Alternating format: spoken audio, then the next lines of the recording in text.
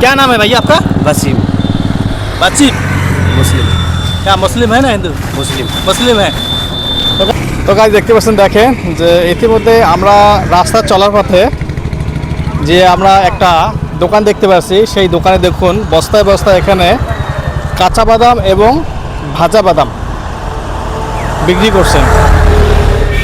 আর যিনি বিক্রি করছেন তিনি একজন অনেক দূরে থেকে এসেছে, যে ইউপি থেকে আসামে এসেছে বিজনেস করতে।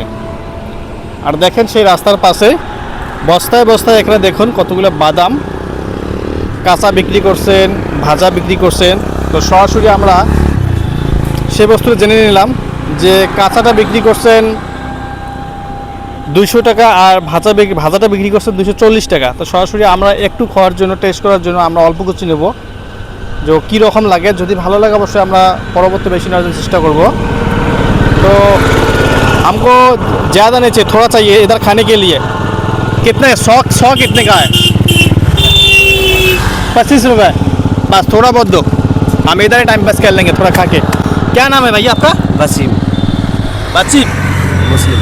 क्या मुस्लिम है ना हिंदू? मुस्लिम। মুসলিম है।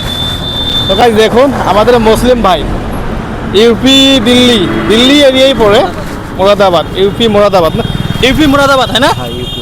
ইউপি মুরাদাবাদ থেকে দেখুন, ইউপি মুরাদাবাদ থেকে দেখুন কত দূর, কমসে কম কত কিলোমিটার হবে? 1500 किलोमीटर হবে। कितना किलोमीटर होगा यहाँ से? 1500 किलोमीटर होगा ना? 2000 কিলোমিটার দূরে থেকে বলে এখানে আমাদের আসামে বিজনেস করতে আসছে। তো ভাইটাকে দেখে অনেক ভালো লাগলো। তো সরাসরি এখন আমরা নেওয়ার জন্য চেষ্টা করবো। বাস थोड़ा बहुत दो, जितना दे सकते हम इधर ही। तुम्हारा ये बादाम देखे ना, मुझे अच्छा लगा, इसलिए मैं जाने का टाइम पे मैं रोका, मैं देखता हूँ इसमें क्या है। तो बहुत सारे उठा है। তো গাছ দেখুন, এই যে খুব সুন্দর একটা বস্তু, যেটা আমাদের বাংলা ভাষা কি বলি, যে যখন আমরা ট্রেনে নাইবে কোথাও সফর যখন করি তখন আমরা এটা মোমপালি বলি, টাইম পাস মোমপালি। সেই মোমপালি বলি এটা। আর মোমপালি মানে বাদাম। এটার ভেতরে বাদাম আছে। এটা ভাজাটা আমরা নিয়ে নিলাম, 100 গ্রাম নিলাম, মাত্র 25 টাকা দাম।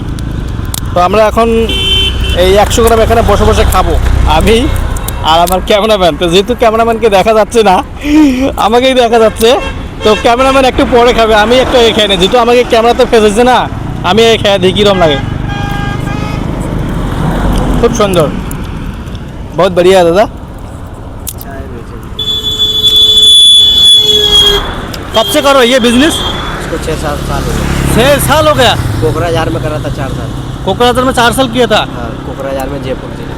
अच्छा अच्छा अच्छा अच्छा। अभी इधर पर अभी इतने आप कितने दिन से? यहाँ पे तो होगा 15-20। 15-20 दिन। कैसे चल रहा है बिजनेस? वो तो बताइए, देखा अभी थोड़ा सोलो नया है ना, नया जब कुछ दिन जाएगा तो धीरे धीरे ज़्यादा सील होगा ना। करो करो, अच्छा है। তো গাইজ দেখুন যে 6 বছর থেকে বল এই দাদা ভাই ইউপি থেকে এসে আমাদের আসামে বিজনেস করছেন। আর বেশ কিছুদিন আগে কলকাতা ছিলেন, ওখানে 4 বছর ছিলেন। আর এখন আমাদের ধুবড়ি গৌরীপুর এরিয়াতে আসছেন, যে ধুবড়ি গৌরীপুর রেলওয়ে স্টেশনের সাথেই এক রাস্তার সাইডে দেখুন এখানে বস্তায় বস্তায় দেখুন কাঁচা বাদাম নিয়ে বল বসে আছে। এই বাদামগুলো খুব সুন্দর করে ভেজে বিক্রি করে এবং কাঁচাটাই বিক্রি করে। তো আমরা সরাসরি ভাজাগুলোই নিয়ে নিলাম আর খেয়ে দিলাম, খুব একটা সুন্দর বল। তো সেইটাই আজকে আমি আপনাদের শেয়ার করলাম। তো সবাই ভালো থাকেন, সুস্থ থাকেন, আবারও দেখা হবে পরবর্তী ভিডিওতে।